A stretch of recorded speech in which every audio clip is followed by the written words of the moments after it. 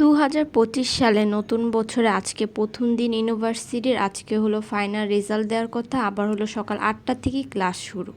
সকালবেলা ঘুম থেকে উঠে হলো আমার জন্য নাস্তা বানিয়ে নিয়েছি। সকালবেলা নাস্তাটা যেহেতু শর্টকাটে বানানো যায়, তার জন্য হলো স্যুপ নুডলস বানিয়ে নিয়েছি। তারপর ভার্সিটিতে গিয়ে পরপর 2টা ক্লাস করে এখন হচ্ছে ওয়াশরুমে গিয়ে ফ্রেশ হয়ে নিচ্ছি। এরপর হলো নাস্তা করে এসে ভার্সিটিতে লাইব্রেরিতে বসেছিলাম, কারণ পরে আমাদের আরেকটা ক্লাস, তাও আবার 3 ঘন্টা পর। এখন এই 3 ঘন্টা খুবই অসহায়ভাবে কাটাতে হচ্ছে।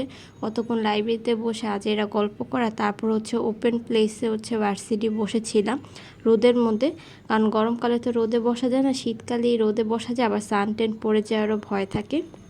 কিন্তু কিছু করার নাই, 3 ঘন্টার সময় আজ এরা কাটাতে হয়।